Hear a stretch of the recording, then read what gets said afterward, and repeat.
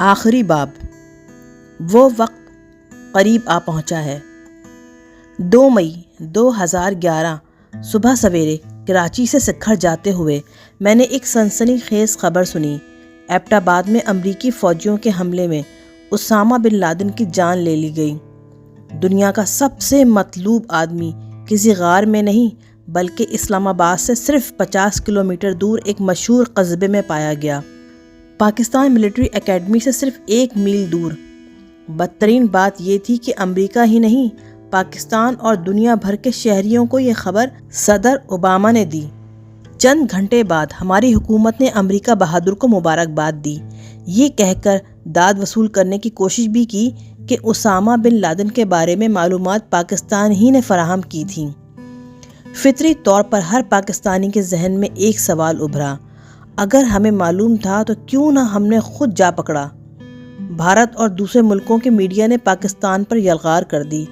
الزام دھرا گیا کہ ISI، دوسرے لفظوں میں پاک فوج نے 6 برس سے اس شخص کو ایبٹ آباد میں چھپا رکھا تھا۔ عالمی میڈیا نے سندھ میں مجھے تلاش کر لیا۔ اب میں تو یہ جانتا ہی نہ تھا کہ معاملہ کیا ہے، اور سوچتا یہ تھا کہ سول اور فوجی قیادت اس بارے میں ہماری رہنمائی کرے۔ اہل وطن، خاص طور پر بیرون ملک مقیم پاکستانیوں کے لیے یہ توہین آمیز اور اذیت ناک دن تھا۔ ہمارے زخموں پر مرہم رکھنے کے بجائے ہمارے لیڈران کرام نہایت تیزی کے ساتھ بار بار اپنا موقف بدلتے نظر آئے۔ 3 دن بعد چیف آف آرمی اسٹاف نے اعلان کیا کہ پاکستان کو مکمل طور پر تاریکی میں رکھ کر امریکیوں نے کارروائی کی۔ انہوں نے یہ بھی کہا کہ آئندہ پاکستان کی خود مختاری اور سلامتی کی ایسی سنگین خلاف ورزی گوارا نہ کی جائے گی۔ ہفتے بھر کے بعد وزیر اعظم نے کنفیوژن میں مزید اضافہ کیا۔ انہوں نے یہ ارشاد کیا کہ پاکستان کے تصویراتی ایٹمی اثاثوں کے خلاف کسی کارروائی کا اتنی ہی شدت سے جواب دیا جائے گا۔ CIA کے سربراہ پینٹا نے ہمارے زخموں پر نمک چھڑکا۔ اس معاملے میں حکومت پاکستان ملوث تھی یا پھر نالائق؟ 8 برس سے ہم امریکی جنگ لڑنے میں مصروف ہیں، حالانکہ 9/11 سے ہمارا کوئی تعلق نہ تھا۔ اس جنگ میں پاکستان نے اپنے 34,000 شہریوں کو کھو دیا، جس میں 6,000 فوجی بھی شامل تھے۔ 68 ارب ڈالر کا نقصان اسے برداشت کرنا پڑا، جبکہ امداد 20 ارب ڈالر تھی۔ قبائلی علاقوں سے 5 لاکھ افراد کو ہجرت کرنا پڑی ہے۔ بدترین غربت کا شکار لوگوں کے لیے یہ کتنا بڑا عذاب ہے۔ 1,40,000 فوجی قبائلی علاقوں میں تعینات ہیں۔ اس کے باوجود تاریخ میں شاید یہ پہلا واقعہ ہے کہ ایک حلیف ملک یعنی امریکہ پاکستان پر مسلسل بمباری کر رہا ہے اپنے ڈرون طیاروں کے ذریعے۔ افغانستان میں ایک امریکی فوجی پر سالانہ $10 لاکھ خرچ ہوتے ہیں، جبکہ قبائلی علاقوں میں ایک پاکستانی فوجی پر $900۔ اس کے باوجود ہمیں تنگ کیا جاتا ہے اور ہماری توہین کی جاتی ہے۔ خوف عوام کے رگو پے میں سرایت کر چکا ہے کہ امریکہ اپنی ہی قائم کردہ کٹ پتلی حکومت پر دباؤ بڑھائے گا۔ ڈو مور کا نعرہ پھر لگے گا۔ اس کا مطلب قبائلی علاقوں کو بالخصوص شمالی وزیرستان میں فوجی کارروائیوں کا مطالبہ ہوتا ہے۔ ہر پاکستانی جانتا ہے کہ ایسی فوجی کارروائیوں کا وبال شہری علاقوں میں مزید خودکش حملوں کی صورت میں نازل ہوتا ہے۔ القاعدہ اور طالبان پہلے ہی اعلان کر چکے تھے کہ امریکہ کے ساتھ مل کر اسامہ کو قتل کرانے کا انتقام پاکستان سے لیا جائے گا۔ یہی ہوا، خودکش حملہ آور ہم پر ٹوٹ پڑے۔ بدترین واقعہ کراچی میں بحریہ کے صدر دفتر پر حملہ تھا، پھر خیبر پختونخوا میں ایک فوجی کیمپ پر 100 قیمتی جانیں ضائع ہو گئیں۔ ہم 2 طرح سے عذاب میں مبتلا ہو چکے، ادھر امریکہ کارروائی کے لیے دباؤ ڈالتا ہے اور ادھر اندر سے انتہا پسند قیمتی زندگیوں کی فصلیں اجاڑتے ہیں۔ اور بدترین یہ کہ اگر دنیا میں کہیں بھی، خاص طور پر امریکہ میں دہشت گردی کا واقعہ ہو تو پاکستان میں بمباری کا خطرہ بڑھ جاتا ہے۔ مجھے لگتا ہے کہ 2 مئی کے واقعے نے پاکستانیوں کی نفسیات پر بہت گہرے اثرات مرتب کیے ہیں۔ ہر کوئی سوچتا ہے اگر ہم نے اپنی حکمت عملی تبدیل نہ کی تو ہم تباہ ہو جائیں گے۔ حکمران مکمل طور پر بے نقاب ہیں۔ 30 مئی کو جنرل پرویز مشرف کے دور کے سابق ISI chief general Zia Uddin but نے کہا کہ موصوف نے اسامہ بن لادن کو ایبٹ آباد میں خفیہ ایجنسی کے ایک خفیہ ٹھکانے پر رکھ چھوڑا تھا تاکہ زیادہ سے زیادہ ڈالر بٹورے جائیں۔ اگر یہ بات غلط ہے تب بھی ایک چیز تو واضح ہے کہ ہماری حکومت نے پاکستان کو جنگ کی بھٹی میں صرف ایک وجہ سے ڈالا، ڈالروں کی خاطر۔ ملک برباد ہوتا رہا اور حکمران اپنے مفادات سمیٹتے رہے۔ اب پاکستانی عوام کو ان پر اعتماد ہے اور نہ باقی دنیا کو۔ امریکہ کھلے عام پاکستان کو دوہری پالیسی کا مرتکب ٹھہراتا ہے۔ سب سے بڑا خطرہ یہ ہے کہ اگر ہم امریکہ سے مدد لے کر اپنے شہریوں پر بمباری کرتے رہے تو ایک وقت آئے گا خود ہماری فوج اس عمل سے تنگ آ جائے گی۔ اندیشہ ہے کہ خدا نخواستہ کہیں بغاوت ہی نہ پھوٹ پڑے۔ 2 مئی کے بعد فوج کو اندر اور باہر، ملک اور بیرون ملک، خصوصاً مغرب سے ایسی سخت تنقید کا سامنا رہا جس کی کوئی مثال نہیں ملتی۔ سب یہ کہتے ہیں کہ 80% پاکستانی امریکہ کو اپنا دشمن سمجھتے ہیں۔ انہیں یقین ہے کہ امریکہ دہشت گردی نہیں بلکہ مسلمانوں کے خلاف جنگ میں مصروف ہے۔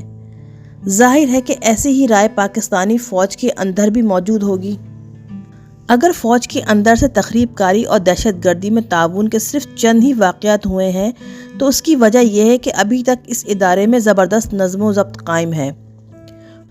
فوج میں توہین کا سخت احساس پایا جاتا ہے، ویسا ہی جیسا کہ 1971 میں مشرقی پاکستان کی علیحدگی کے ہنگام میں 9000 پاکستانی فوجیوں کی گرفتاری پر تھا۔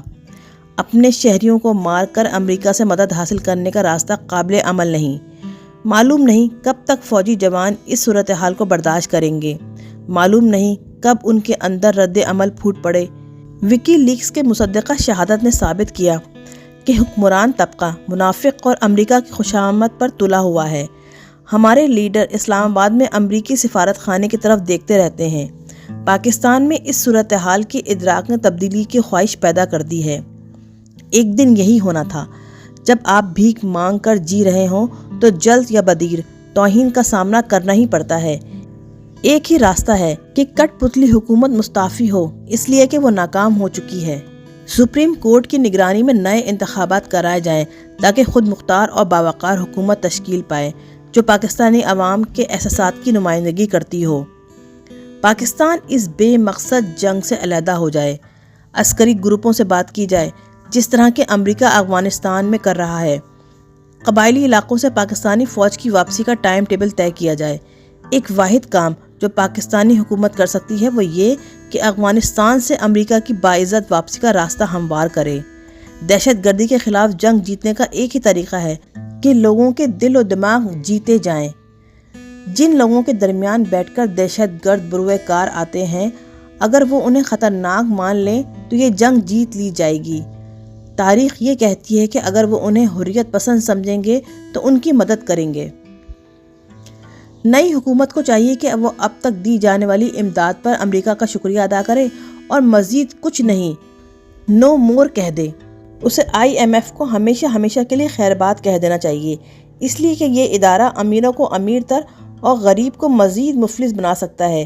جب غیر ملکی مدد ہوگی ہی نہیں تو حکومت مجبور ہو جائے گی کہ آمدن اور اخراجات میں توازن اختیار کرے۔ تبھی وہ اصلاحات ممکن ہوں گے جو بہت پہلے ہو جانی چاہیے تھیں۔ حکومت کو خود مثال بن کر عوام کی رہنمائی کرنا ہوگی۔ صدر، وزیر اعظم اور پوری پارلیمنٹ کو اپنے اصل اثاثے بتانا ہوں گے۔ اس طرح تاریخ میں پہلی بار ہمارے طاقتور لوگ ٹیکس ادا کریں گے۔ یاد رکھنا چاہیے کہ فرانسیسی انقلاب سے پہلے اس ملک کی اشرافیہ کو ٹیکسوں سے مکمل استثناء حاصل تھا۔ ملک و قوم کی معاشی تعمیر صرف اسی صورت میں ممکن ہے جب ہر کوئی اپنی آمدن کے تناسب سے ٹیکس دے۔ اس کے سوا کوئی دوسرا راستہ موجود ہی نہیں۔ اس کے برعکس طرز عمل سے بہرحال تباہی ہی آئے گی۔ اسی طرح معاشرے میں انتشار پھیلا کرتا ہے۔ اس کے علاوہ سادگی کی ایک سچی اور بھرپور مہم چلانا ہوگی۔ تب لوگوں کو یقین آئے گا کہ حکومت ان کا پیسہ برباد نہیں کرتی اور خود ان کے سامنے جواب دہ ہوتی ہے۔ پاکستان ایک غریب ملک ہے جہاں لوگ دنیا میں ٹیکس سب سے کم اور عطیات سب سے زیادہ دیتے ہیں۔ عطیات کی بابت مجھے یہ بھی معلوم ہے کہ میں پاکستان میں سب سے زیادہ صدقات جمع کرنے والوں میں شامل ہوں۔ المیہ صرف یہ نہیں کہ حکمران لوگ ٹیکس نہیں دیتے، بلکہ یہ بھی ہے کہ جو کچھ وصول ہوتا ہے اس کا بڑا حصہ کرپشن کی نظر ہو جاتا ہے۔ عجیب معاملہ ہے، محنت اور دیانت داری پر انعام کے بجائے سزا ملتی ہے اور کرپشن کرنے پر رسوخ اور تحفظ میں اضافہ ہوتا ہے۔ بددیانتی اور بدعنوانی کا خاتمہ کرنے کے لیے پورے عزم کے ساتھ وسیع تر اقدامات کی ضرورت ہے۔ پولیس اور نچلی عدالتوں کو بہتر بنانے کے سوا کوئی چارہ ہی نہیں۔ مقامی حکومت کو ایک مؤثر نظام قائم کرنا ہوگا اور ایسا ماحول کہ سمندر پار پاکستانی یہاں سرمایہ کاری کر سکیں۔ وہی ہمارا سب سے بڑا اثاثہ ہے۔ تعلیم میں نہ صرف انقلابی اصطلاحات کی ضرورت ہے بلکہ بجٹ میں کم از کم 3 گنا اضافہ بھی ضروری ہے۔ قبائلی علاقوں کے ساتھ تعلقات کی نوعیت بدل جانی چاہیے، جہاں 60 لاکھ باعزت اور غیرت مند لوگ بستے ہیں اور ان کی زندگیاں اجاڑ دی گئی ہیں۔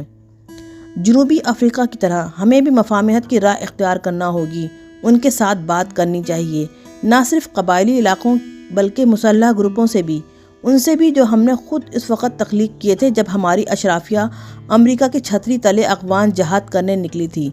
صرف انتہا پسند گروپ ہی نہیں بلکہ سیاست دانوں کے نجی محافظوں پر بھی پابندی لگا دینی چاہیے، جو بعض اوقات اتنی بڑی تعداد میں ہوتے ہیں کہ تعجب ہونے لگتا ہے۔ پورے ملک کو اسلحہ سے پاک کر دینا ہوگا۔ ہماری خارجہ پالیسی مکمل طور پر آزاد ہونی چاہیے۔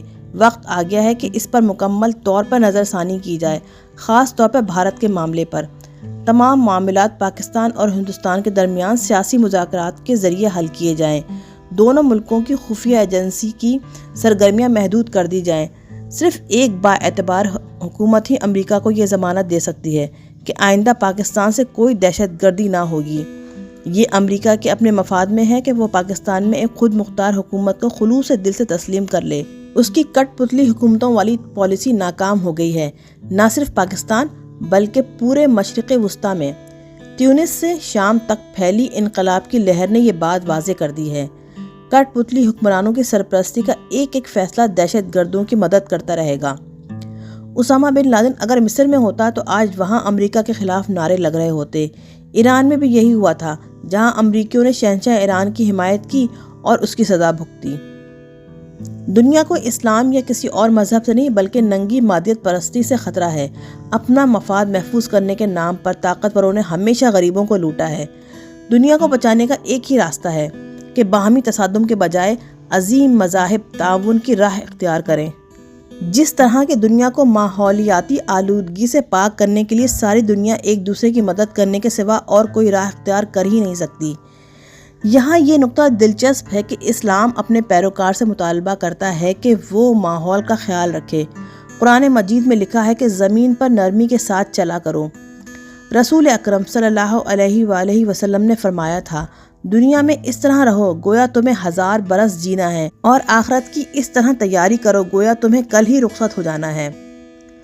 آخری بات یہ کہ صرف بااعتماد حکومت ہی پاکستانی فوج کو بچا کر طاقتور بنا سکتی ہے، اس طرح کہ وہ اپنے آئینی حدود میں رہیں۔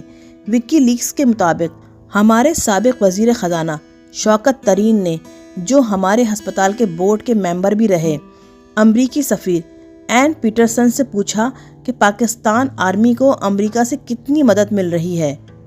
اب یہ تماشا ختم ہو جانا چاہیے کہ سیاستدان الگ اور فوجی قیادت الگ امریکہ سے بات کرے۔ ہمارے آرمی چیف کو امریکہ یا کسی اور ملک سے براہ راست بات نہیں کرنی چاہیے۔ ترکوں کی مثال ہمارے سامنے ہے۔ فوج وہاں اس لیے مداخلت کرتی رہی کہ سیکولرزم کی حفاظت کے لیے اس کا آئینی کردار تھا۔ پھر وہاں طیب اردگان جیسا طاقتور اور سچا لیڈر ابھرا جس کی اخلاقی ساکھ بہت تھی۔ اس نے فوج کو اس کے اصل کردار تک محدود کر دیا۔ تبھی ترکی میں ایک حقیقی جمہوریت ابھرنے لگی اور وقت گزرنے کے ساتھ ساتھ معاشی طور پر یہ ملک فروغ پذیر ہو گیا۔ اردگان اس لیے کامیاب رہے کہ انہوں نے ترکی کے ایک عام شہری کی آمدن 3 گنا بڑھا کر $10,000 سالانہ کر دی۔ چین کے بعد ترکی میں ترقی کی شرح ساری دنیا سے زیادہ ہی رہی۔ ہمیں اگر صحیح زندگی گزارنا اور ترقی کرنا ہے تو اس عظیم لیڈر اور پاکستان کے بانی محمد علی جناح کی پیروی کے سوا ہمارے سامنے کوئی اور دوسری راہ نہیں۔ ان کا انتخاب جمہوریت تھا، سچی جمہوریت۔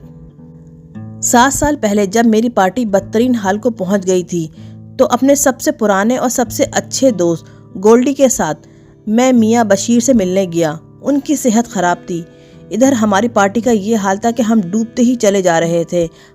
عام طور پہ وہ اس طرح نہیں سوچتا، لیکن اب گولڈی مایوس تھا۔ اس نے اداس لہجے میں میاں بشیر سے پوچھا، ہماری پارٹی کو اقتدار کب ملے گا؟ میاں بشیر نے آنکھیں بند کر لیں۔ 5 منٹ تک وہ گہرے استغراق میں رہے، پھر میری طرف دیکھا اور کہا، جب عمران یہ بوجھ اٹھانے کے قابل ہو جائے گا۔ اچانک مجھے یہ احساس ہوا کہ واقعی وہ سچ کہتے ہیں، ابھی میں ذمہ داریاں سنبھالنے کے قابل نہیں۔ تحریک انصاف کی تشکیل کو 15 برس گزر چکے۔ میں سمجھتا ہوں کہ آج میں اور ہماری جماعت اقتدار کی ذمہ داریوں سے نہ صرف انصاف کرنے کے قابل ہیں، بلکہ میرا یقین ہے کہ اب یہی واحد پارٹی ہے جو ملک کو بحران سے نکال سکتی ہے۔ صرف میں ہی نہیں، 30 اکتوبر کو اس مقام پر تاریخی جلسہ عام کے بعد جہاں کبھی پاکستان کا خواب دیکھا گیا، لاکھوں نوجوان اب یہی باور کرتے ہیں، برصغیر کی تاریخ میں کبھی کسی ایک عوامی اجتماع نے ایسے گہرے اثرات مرتب نہ کیے ہوں گے جتنے اس روز ہوئے۔ تاریخ لکھ دی گئی اور ملک کے طاقتور میڈیا نے، جس کا ثانی ساری دنیا میں نہیں، کروڑوں دلوں میں گہرے نقوش ثبت کر دیے۔